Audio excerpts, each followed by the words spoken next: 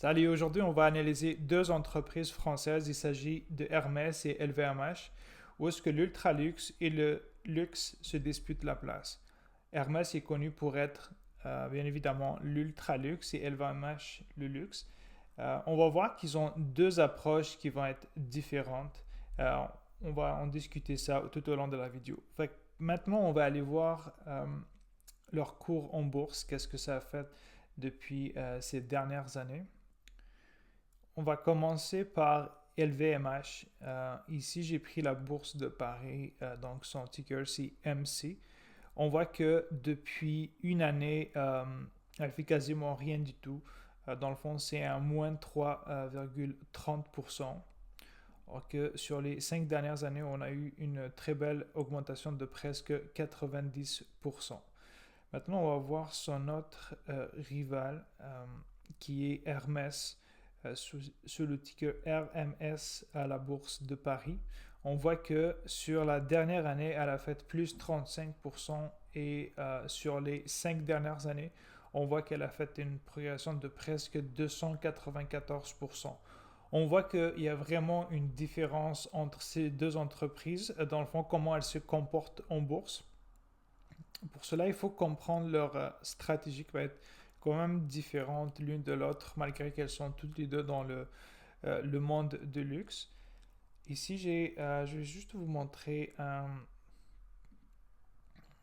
article de CNN. Ici, on voit qu'il parle que les plus grandes marques de luxe du monde souffrent de la dépendance aux consommateurs chinois, ce qui va être vrai. Mais on voit que Hermès est également exposé à la Chine, mais elle fait beaucoup mieux. Ici, on voit qu'LVMH est le géant de luxe euh, et a vu ses ventes chuter de 10% sur un an en Asie, hors Japon. Euh, Parce que sa plus grande part de marché, ça va être au niveau de la Chine. La déroute semble s'accélérer avec une chute de 14% des ventes au deuxième trimestre, selon les résultats publiés mardi soir. On voit qu'elle vend de moins en moins en Chine, où ce qui a été son plus gros consommateur de produits LVMH dans le temps. Donc maintenant, on va voir un graphique, une image dans le fond qui va résumer un petit peu la stratégie de LVMH. On va aller ici. Ici, on voit qu'elle fait quand même beaucoup d'acquisitions. Dans le fond, ici, on voit qu'ils disent que c'est un empire qui va être fait principalement d'acquisitions. On voit qu'à travers le temps, elle a acquis énormément de grosses entreprises. Donc, c'est grâce à ça qu'elle est devenue aussi géante au niveau de l'Europe. Maintenant, on va aller voir quelques ratios. Dans le fond, c'est une comparaison entre LVMH et Hermès. Ici, c'est les points que j'ai surlignés en vert, ça va être dans le fond l'entreprise qui fait mieux que l'autre. Euh, donc, on va commencer par LVMH. On voit que son PER actuel est à 25,7 comparativement à celui de Hermès qui est à 62. Médiane sur les 5 dernières années, on voit qu'elle fait beaucoup mieux également, est à 26,5 et 54 pour Hermès. Price to free cash flow, même chose, 29,6 et 29,4 sur les 5 dernières années. Ici, on voit que c'est quand même des valorisations qui sont vraiment très, très élevées.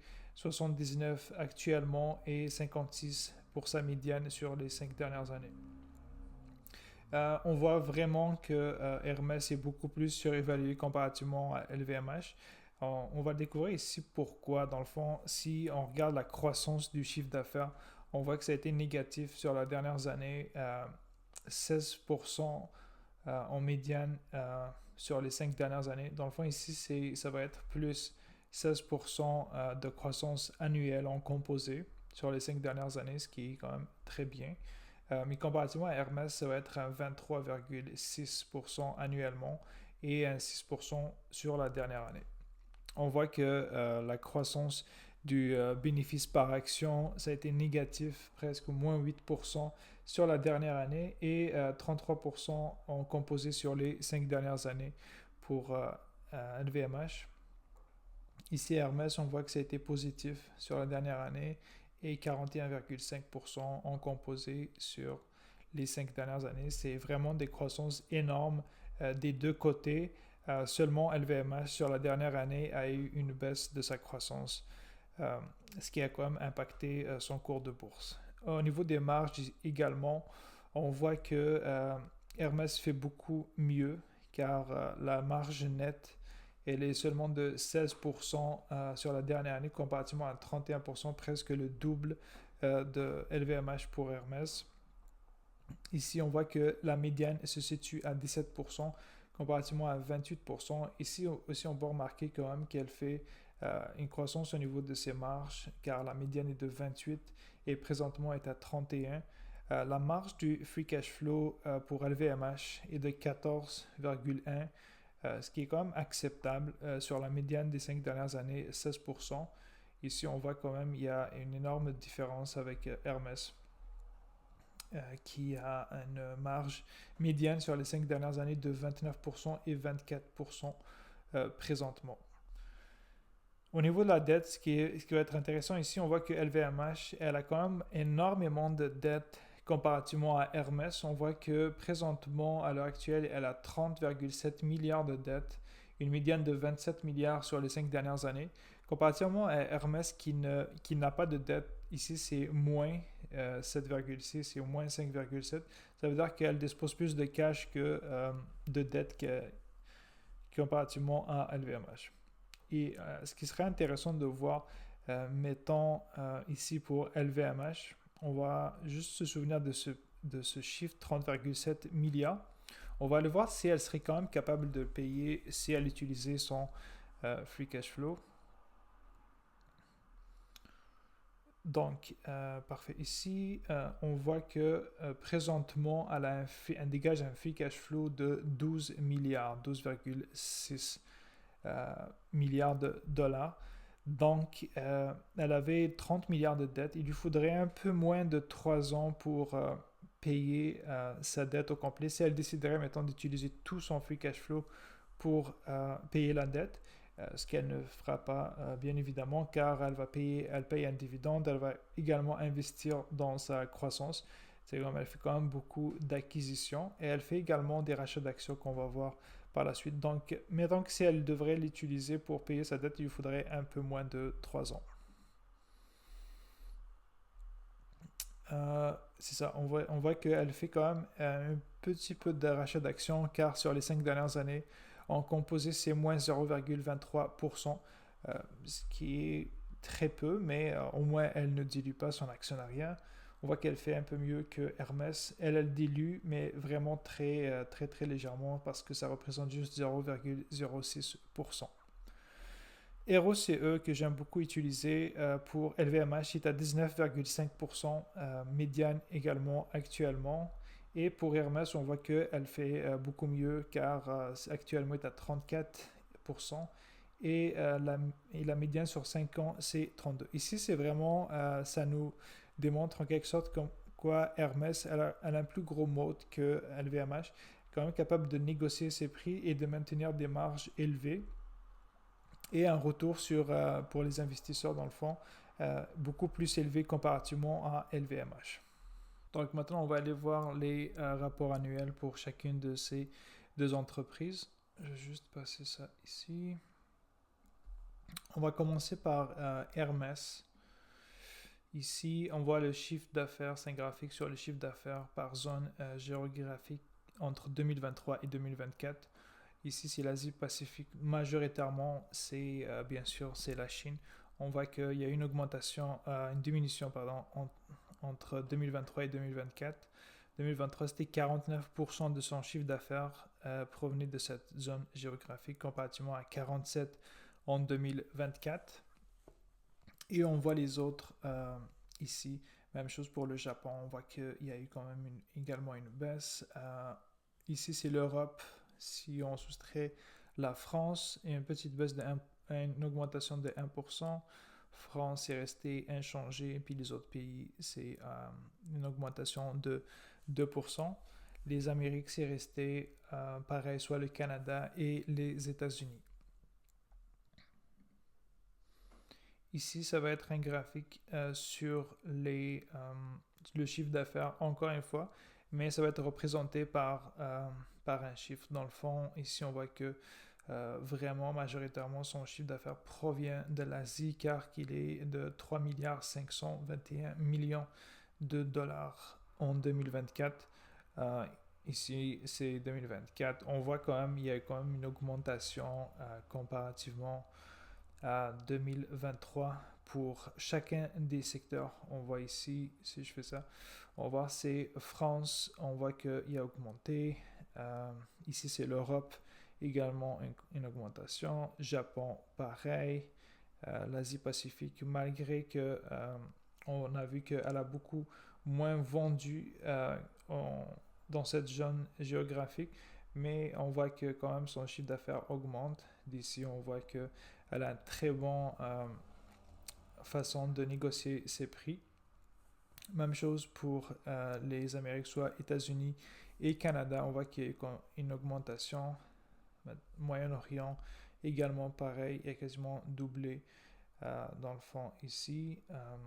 Donc ici, c'est le total. On voit qu'il y a eu une augmentation entre 2023 et 2024. Maintenant, si on va aller regarder au niveau de LVMH,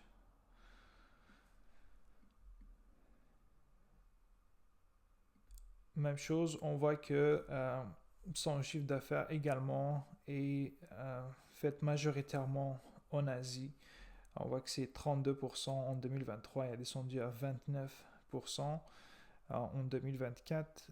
Même chose ici au niveau des États-Unis, où ce qu'elle a fait quand même son gros chiffre d'affaires là également. On voit que c'est 24% en 2023, il y a une augmentation jusqu'à 25%.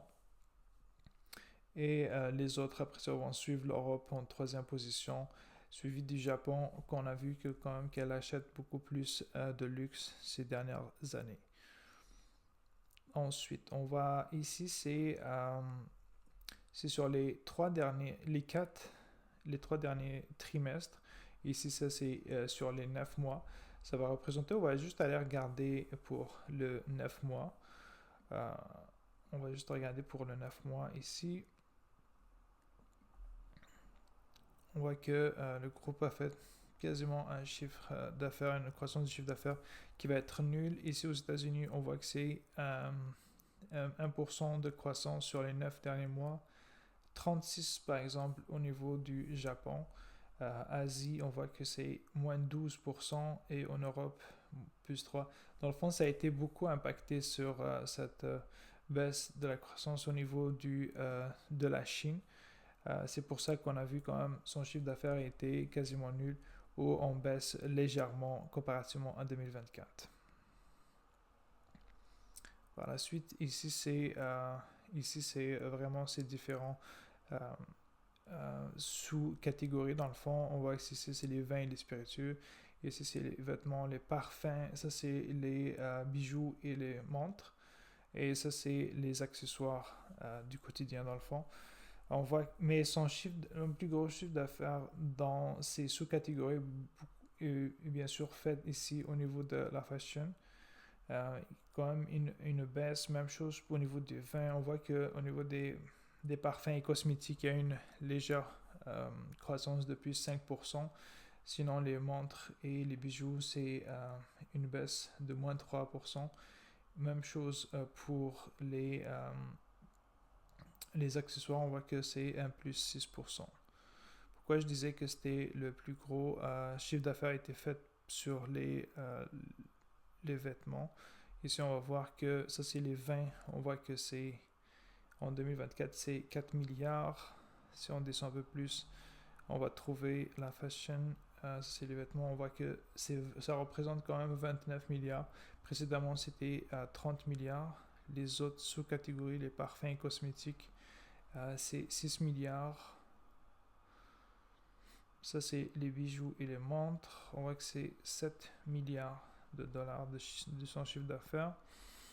Et ça, c'est les accessoires qui représentent quand même un 12%. Donc, ça a été vraiment beaucoup impacté par la baisse de la vente des vêtements. d'où cette baisse également de tout son chiffre d'affaires, vu que ça représente un plus gros pourcentage. Maintenant, on va aller voir à quel prix, mettons, moi, je serais prêt à la payer si je devais acheter une de ces entreprises-là. Donc, on va aller ici. On va commencer par Hermès. Dans le fond, ici, c'est le ticker RMS. Ça, c'est sur la bourse de Paris. Dans le fond, maintenant, présentement, où ce que je tourne la vidéo, on voit que son prix est à 2662 $. Elle a un bénéfice net par action de 42,44. J'ai fait une croissance de 15% pour les 8 prochaines années. Si on retourne en arrière, on avait vu qu'elle avait fait une croissance quand même de 41. Mais je ne vais pas mettre cette croissance, je trouve que c'est quand même exagéré. Donc, je vais rester avec le 15% de croissance. Même chose pour le PER. Moi, j'ai été beaucoup plus prudent. Dans le fond, j'ai mis un PER de 35. Si on retourne en arrière, on voit qu'elle avait toujours un PER, même médiane sur les 5 dernières de 54. Donc, je préfère quand même mettre 35 pour avoir une marge de sécurité. Donc, après tout ça, ça va me donner un résultat avec des marges de sécurité de 20%, bien sûr, autour des 1700. On voit que quand même, il y a une grosse différence entre 2662 et 1758. Mais à ce prix où ce qu'elle est maintenant, Hermès, je ne pourrais pas l'acheter parce que je trouve qu'elle est vraiment très surévaluée. Dans le fond, ça aurait été intéressant de l'acheter à ces prix-là. C'était autour des... ici, c'est quelle date? Fin 2023, ça aurait été vraiment intéressant. Même à la rigueur ici, presque à la fin 2024, soit septembre, ça aurait été un plus intéressant, mais présentement à 2662, je trouve que c'est beaucoup trop cher. On a eu vraiment une croissance. Ici, c'était à l'annonce de la Chine qui avait comme décidé, qui avait annoncé qu'elle allait beaucoup investir dans sa croissance. Donc, on voit que les secteurs du luxe ont vraiment augmenté. Si on fait ici depuis cette annonce-là, on voit qu'elle a fait un plus 39. Même chose pour LVMH dans le fond. Si on regarde ici depuis l'annonce en novembre, c'était autour de novembre-octobre, on voit qu'elle a également augmenté de presque 31%. On va retourner où ce que je faisais pour le prix d'achat. Donc, c'est ça. Présentement, je ne pourrais pas l'acheter à ce prix-là où ce qu'elle est. Je trouve qu'elle est vraiment très, très surévaluée. Mais si elle viendrait à descendre encore, peut-être que je pourrais l'acheter. Mais présentement, ce serait un non pour moi. On va maintenant aller voir LVMH. Le ticker MC sur la bourse de Paris. On voit qu'elle est cotée présentement à 750 $ avec un bénéfice net par action de 27,93. J'ai mis une croissance un petit peu plus faible, malgré que je pense que j'ai été quand même généreux, car on a vu qu'il y a eu beaucoup une décroissance de son chiffre d'affaires et de ses résultats nets. J'ai quand même mis un 13% ici pour les 8 prochaines années.